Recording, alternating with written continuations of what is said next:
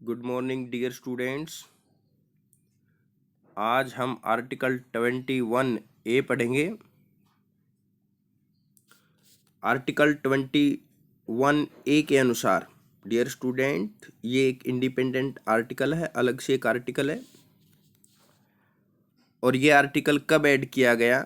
2002 में 86वें संविधान संशोधन द्वारा 86th अमेंडमेंट के द्वारा ये ऐड किया गया।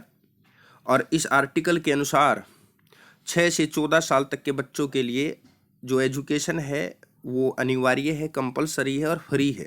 यानी 6 से 14 साल तक के बच्चे स्कूल में फ्री पढ़ सकते हैं, ये उनका मौलिक अधिकार है। बाद में इसी आर्टिकल को आधार मानकर एक कानून भी लेकर आया गया, RTE राइट टू एजुकेशन 2009, जो इस आर्टिकल में थोड़ी बहुत कमियां रह गई थी वो अलग से कानून बनाकर पूरी की गई। जो 86वां संविधान संशोधन किया गया था उसके तहत एक तो आर्टिकल 21A में एजुकेशन की 6 से 14 साल तक के बच्चों के लिए एजुकेशन फ्री होगी, ये डाला गया। और आर्टिकल 45 के नीति निर्देशक तत्वों में भी इस बात को डाला गया कि 6 से 14 साल तक के बच्चों के लिए एजुकेशन फ्री होगी। और ये हर एक आदमी का मौलिक कर्तव्य भी बना दिया गया है कि वो बच्चों को स्कूल भेजे, क्यों ये हमारा फंडामेंटल राइट भी है। राइट नहीं, फंडामेंटल ड्यूटी, सॉरी। ये हमारा मौलिक कर्तव्य भी है। ये हमारा फंडामेंटल राइट तो है ही, ये है फंडामेंटल राइट, ये हमारे फंडामेंटल ड्यूटी भी है। आर्टिकल 51A और उसका क्लोज के अंतर्गत ये डाला गया है। ठीक है डियर स्टूडेंट्स। और अब हम नेक्स्ट आर्टिकल पढ़ते हैं। नेक्स्ट आर्टिकल 22 है। इसमें बताया गया है कि मनमानी गिरफ्तारी और निवारक नजरबंदी में संरक्षण, यानी किसी आदमी को पुलिस वाले मनमाने तरीके से गिरफ्तार नहीं कर सकते।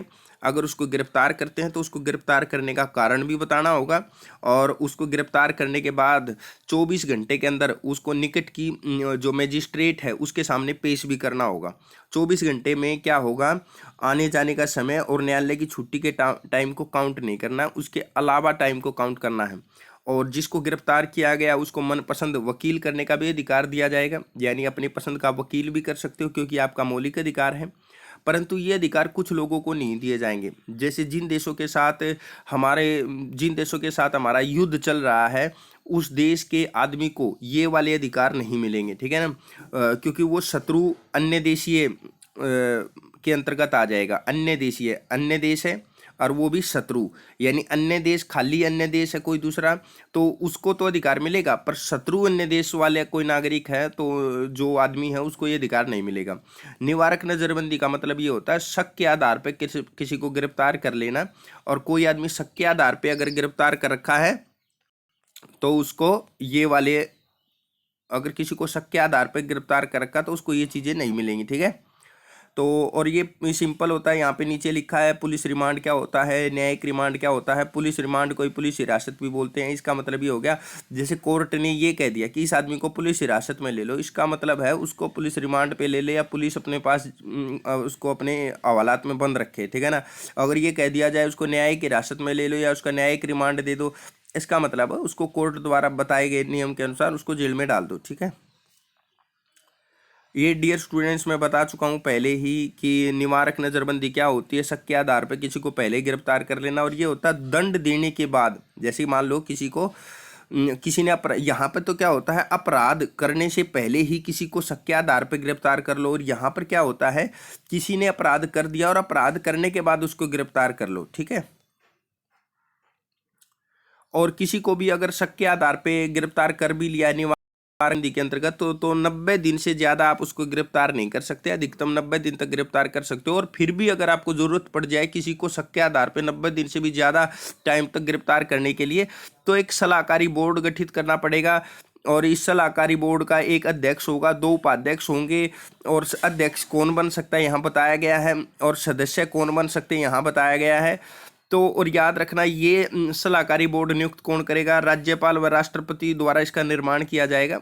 राज्य की बात होगी तो राज्यपाल, और सेंट्रल गवर्नमेंट की बात है राष्ट्रपति इस सलाहकारी बोर्ड का गठन करेगा।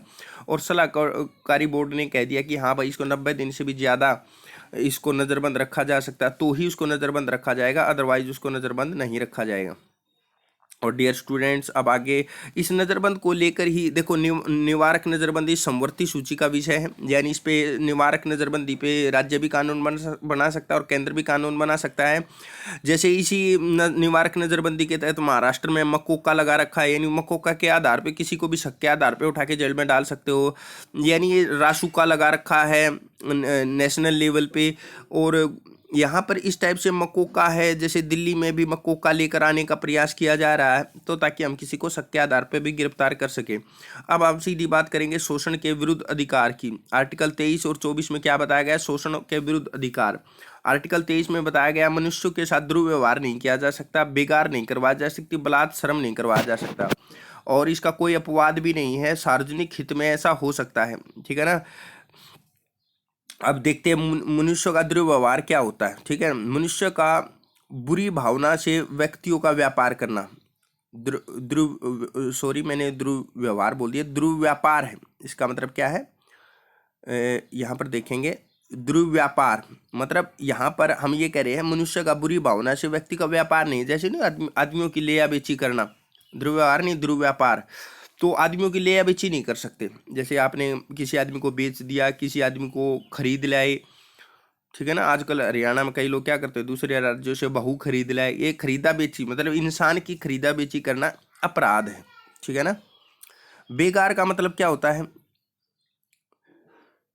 मतलब यहाँ पर बताया गया है कि ये खरीदा बेची से निषेध करता है, यानी किसी का खरीदा बेची नहीं की जा सकती। यानी अगर कोई आपकी खरीदा बेची करता है तो ये आपका, इसका मतलब आपके साथ शोषण हो रहा है, और ये शोषण, इस शोषण के विरुद्ध आपको अधिकार है कि अगर कोई आपका शोषण करता है तो आप कोर्ट में जा सकते हो, ये आपका अधिकार है। और यहाँ बेकार के बारे में बताया गया बलपूर्वक काम लेना, यानी पारिश्रमिक भी न देना, यानी किसी मजदूर को अपने पास रख लो, जबरदस्ती उससे काम कराओ, नहीं काम करेगा तो उसको थप्पड़ मारो, और फिर वो पैसे मांगे तो उसको पैसे भी मत दो, ये इसको बोलते बेगार। तो ये भी आप नहीं करवा सकते, क्योंकि उसका हक है कि उससे कोई बेगार ना करवाए। बलात् शर्म क्या होता है? वही है बेगार की तरह ही अन्य सभी, जैसे और भी मतलब तरह के अन्य तरह के सभी जो कार्य होते हैं वो सब बलात् शर्म में आ जाते हैं। किसी भी टाइप का काम है जबरदस्ती करवाना और उसको पैसे नहीं देना, सब बलात् में आ जाते हैं। ठीक है।